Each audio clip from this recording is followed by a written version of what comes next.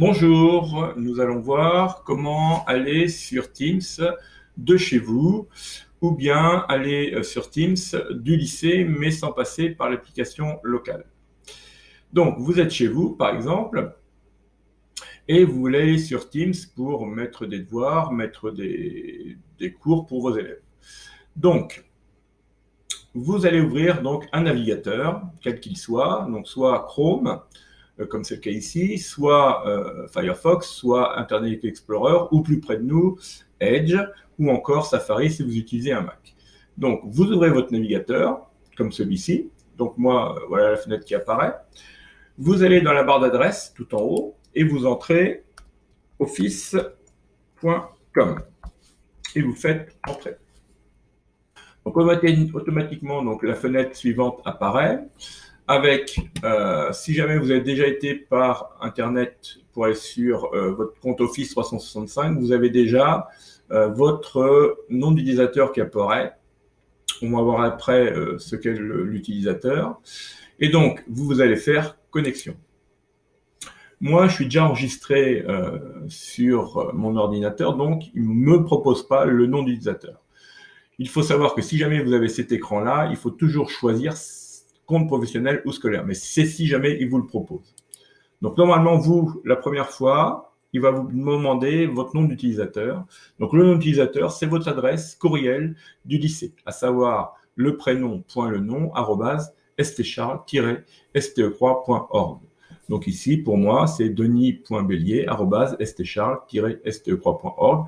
Moi, je ne l'ai pas à le rentrer parce que, comme je vous l'avais dit, comme je vous l'ai dit, c'est déjà enregistré. Donc, si jamais c'est la première fois ou si vous le redemande, vous entrez votre adresse courriel, donc le prénom, point le nom, arrobase, stcharles-ste3.org.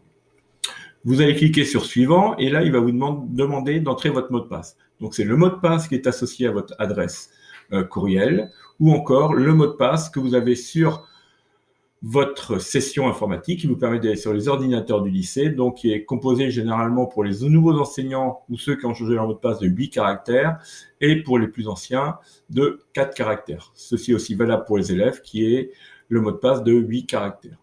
Donc vous entrez votre mot de passe et vous faites se connecter. Donc là, il va vous poser la question, est-ce que vous voulez rester connecté, oui ou non? Donc rester connecté, c'est simplement le fait de savoir si c'est votre ordinateur que vous utilisez, personnel, ou si c'est un autre ordinateur. Si c'est un autre ordinateur, il faut mieux cliquer sur non parce que sinon, il va vous enregistrer votre nom d'utilisateur. Si c'est votre ordinateur personnel, vous cliquez sur oui. Comme c'est le cas ici, c'est mon ordinateur personnel, je clique donc sur oui.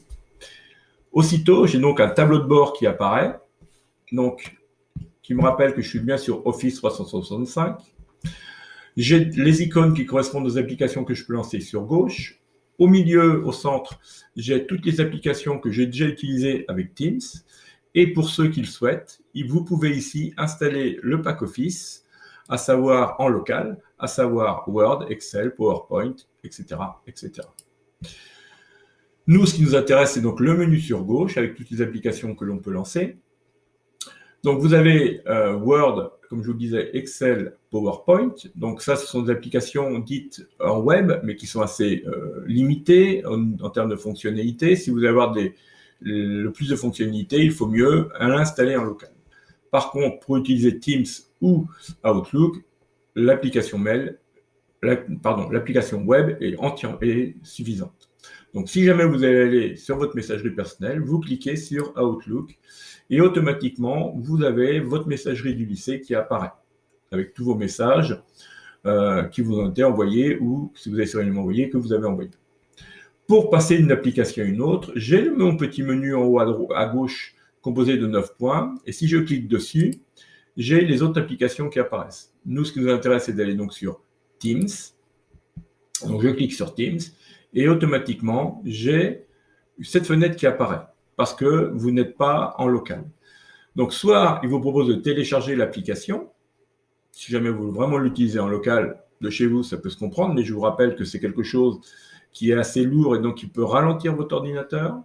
Ou, comme moi, vous avez possibilité d'utiliser l'application web à la place et donc de rester uniquement sur votre navigateur, ce qui est préférable pour l'utilisation que l'on en fait. Et donc, moi, j'ai donc mon application.